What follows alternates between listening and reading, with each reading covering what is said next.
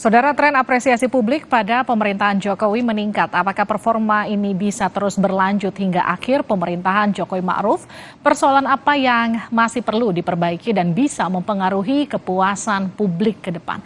Kita akan berbincang dengan Ketua DPP PDI Perjuangan Eriko Sotarduga. Mas Eriko. Ya, selamat malam Mbak. Selamat malam. Apa kabar? Kita juga akan Assalamualaikum. sapa. Waalaikumsalam. Kita juga akan sapa juru bicara PKS Muhammad Iqbal. Mas Iqbal. Assalamualaikum warahmatullahi wabarakatuh. Waalaikumsalam, juga peneliti Litbang Kompas Mega Hendarto. Mas Mega.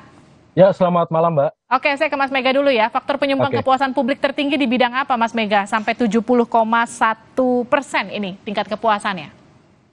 Nah, ini kan sebenarnya pertama-tama kalau kita dudukan dulu ya, angka 71% kepuasan ini sebenarnya perlu diapresiasi mengingat 3 kali survei sebelumnya kita hitung dari Juni 2022, kami kan periodik per 3 bulan begitu.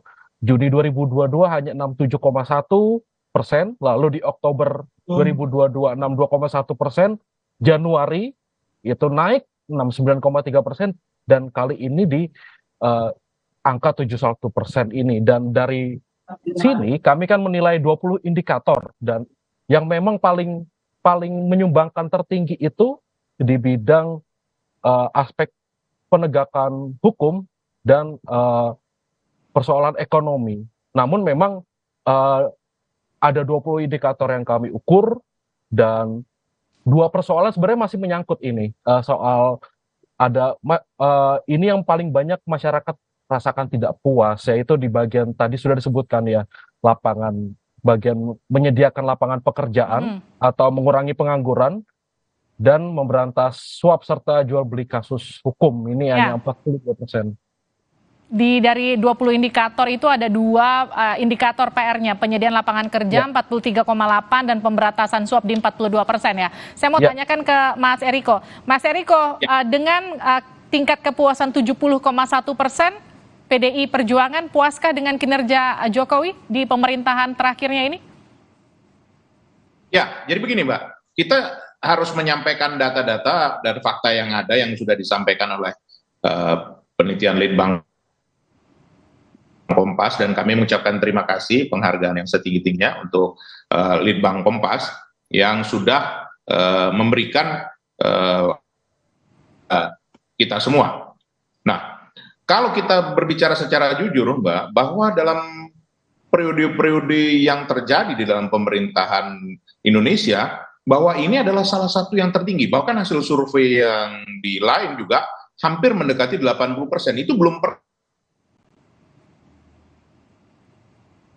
terjadi dalam sejarah. Indonesia sudah sangat paham dan sangat aware terhadap perkembangan yang ada. Kalau kita melihat secara jeli tadi yang disampaikan Mas Mega dan Litbang Kompas, bahwa dari hasil kesejahteraan yang ada itu yang paling tinggi, betul ya Mas Mega ya, ini karena kita yang baru mendapatkan datanya. Tetapi kita juga harus melihat kritik dan otokritik bahwa di sini juga ada yang masih di bawah 50%, yaitu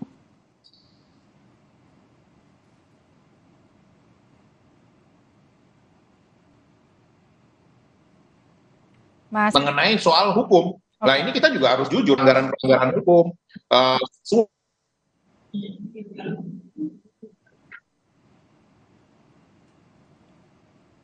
Oke, Mas Eriko. Mas Eriko, ditahan dulu karena dan juga lain-lain yang terjadi di belakang hari ini, itu apapun akan sangat mempengaruhi. Tetapi kalau dilihat juga dari potensi yang ada. Oke, kita perbaiki dulu sambungan dengan Mas Eriko karena masih putus-putus. Mas Eriko, nanti saya akan kembali ke Anda. Saya ke Mas Iqbal dulu. Mas Iqbal, ini dari... Di mana hampir 50%. Baik. Mas Eriko ditahan dulu ya. Saya ke Mas Iqbal dulu ya. Mas Iqbal, ini tingkat kepuasan kinerja Pak Jokowi 70,1%. Yes, Mas Eriko, kita perbaiki sambungan dengan Anda sebentar karena terputus. Tadi terputus-putus maksud saya. Saya ke Mas Iqbal dulu ya, Mas Eriko ya.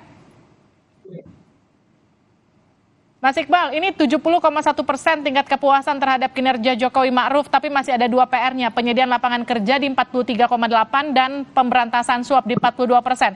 Respon PKS apa, Mas Iqbal? Ya, sebenarnya dari survei ini tidak ada yang baru ya. Justru menurut saya menurun kalau dari Januari 2022 hanya 70%, sekarang 73%, sekarang 70%. Ini tentu saja menurut saya tidak ada hal yang baru. Jadi survei yang kedua, ya saya hanya menyampaikan 8 hal ini Mbak ya, 8 hal ini. Yang pertama itu, yang kedua adalah kenapa penegakan hukum menjadi sorotan ya, karena Harun Masiku belum ketangkep.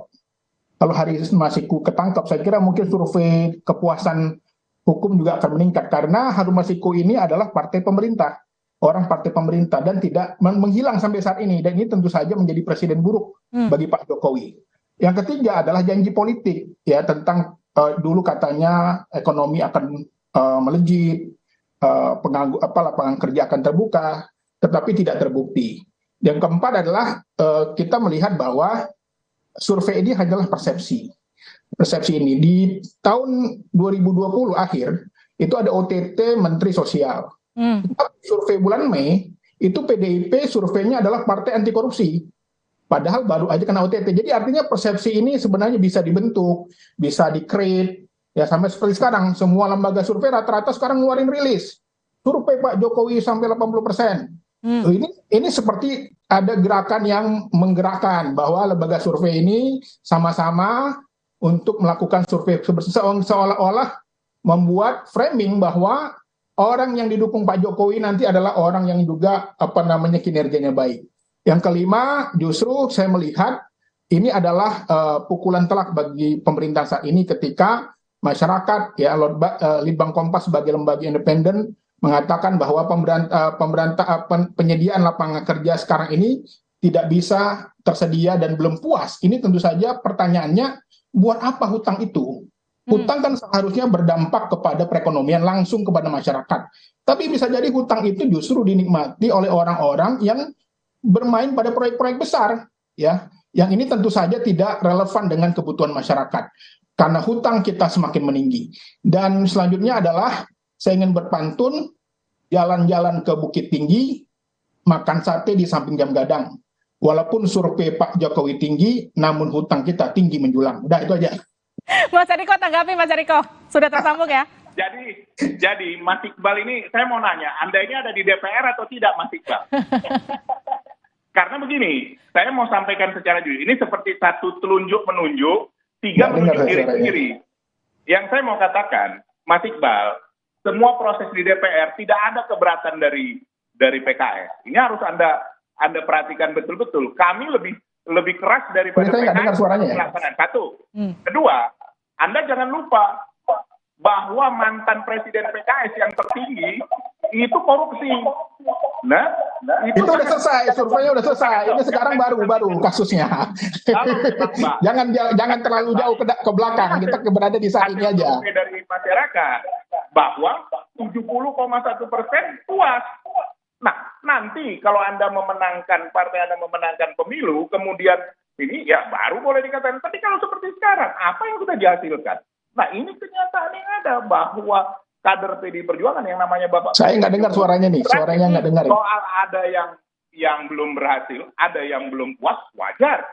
Tidak ada yang sempurna. Justru itulah kenapa kita ingin sama-sama memperbaiki. Tapi menurut saya, kalau mau kritik otokritik, berlakulah menjadi bagian di luar dari pemerintahan.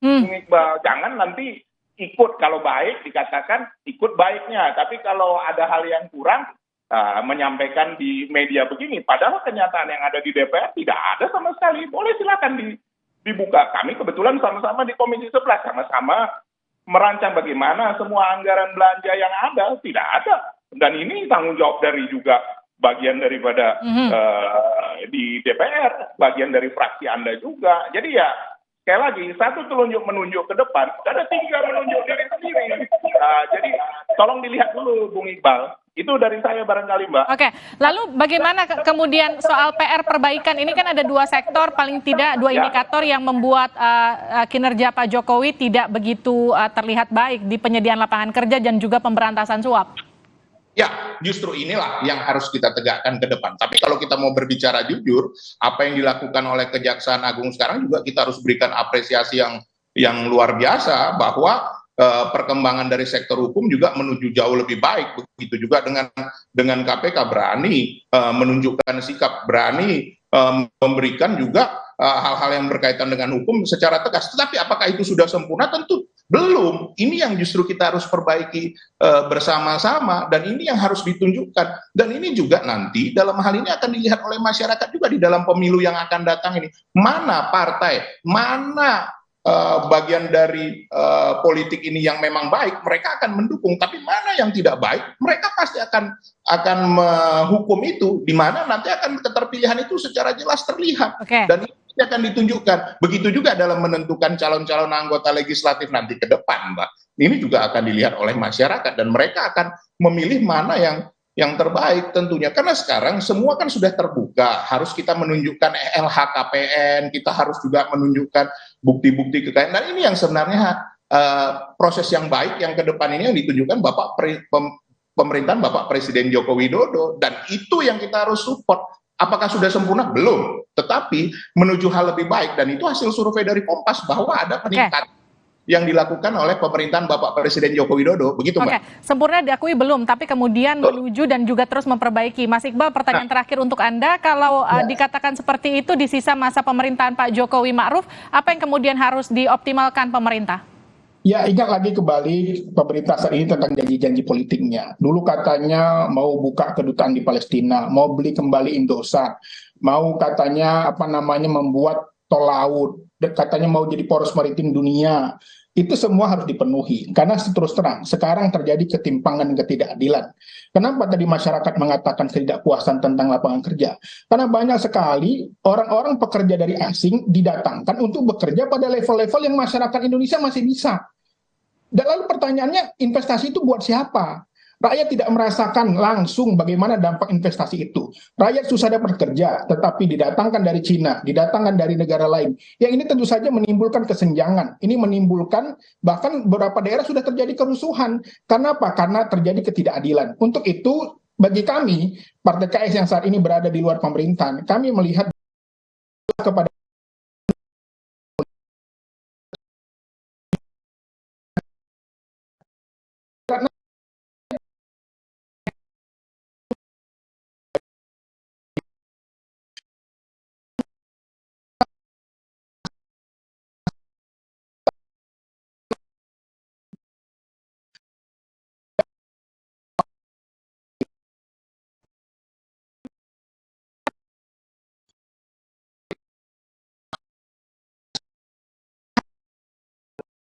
dilakukan secara independen, dan itu ditanyakan kepada masyarakat.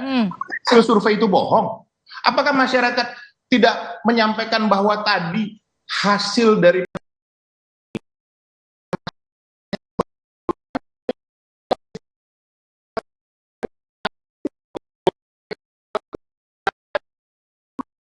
Ada Pak Iqbal, kemudian Mas Riko sekarang hal yang sama, waktu yang sama. Tapi begini, ini disebut saya mau agenda sampaikan setting Bung Iqbal, pemerintah. kalau Anda memang Anda adalah kader partai, ingatkan saudara-saudara Anda di DPR sana, coba cek apa hasil kerjanya, apakah seperti yang Anda sebutkan tadi, bahwa kita sejalan, bahkan saya sampaikan sama di luar dari bagaimana masyarakat merasakan kekurangan lapangan kerja. Janji politik itu adalah bahwa lapangan pekerjaan satu-satu Mas Iqbal ditahan dulu. Terbukti. Nah, ini sebagai bukti. Jadi apa, Bung Iqbal? Satukan kata dengan perbuatan. Kalau mau berbicara di media, sampaikan data-datanya. Apa yang sudah dilakukan oleh partai Anda? Apa yang sudah dilakukan di pemerintah? Yang kami lakukan jelas, kami menolak undang-undang cipta kerja yang itu tentu saja akan menyengsarakan rakyat. Kami menolak kenaikan BBM yang menyengsarakan rakyat. Itu jelas yang kami lakukan. Di zaman pemerintah itu menaikkan harga BBM. Satu-satu. Tadi dia bicara, saya diam. Silakan. Jadi memang kelihatan, Bung Iqbal. Kenapa? Coba hasil survei. Coba perhatikan. Bagaimana sekarang bahwa yang dikatakan di luar dari pemerintahan, apakah lebih baik? Itu saja. Oh, kami terbaik sekarang dari berbagai survei yang sebelumnya. Kami sekarang berada dalam berbagai sisi yang baik. Artinya di Jangan sini- jumawa dulu, Loh, ingat. Tenang. tapi kan Pilkada DKI, Ahok itu nomor 1, Dua- akhirnya kalah nomor 3. tapi coba lihat Jangan jumawa. siapa Oke. siapa yang melakukan akan menuai badai. Oh Baik. iya. Mas Mega, ini pertanyaan terakhir untuk Anda ya Mas Mega ya. Sekali lagi. Jadi- Ya, Mbak. Survei Mari persepsi kita- yang dibentuk opini Gini, itu biasa saja. Kalau itu. kita mau berbicara, Oke. mari kita bicara dengan data. Oh, kita tanyanya, itu, kan Mbak. Anda tanya Ya, apa artinya prestasi jangan PKS? PKS menyampaikan. menolak. Oke, cukup Pak Iqbal, Mas Eriko, saya ke Mas Mega menolak dulu. kenaikan BBM itu jelas. Oke, cukup. Mas Mega, jadi dengan tingkat kepuasan 70,1% atas kinerja pemerintah, apakah juga ikut mendongkrak elektabilitas partai-partai pendukung pemerintah, Mas Mega?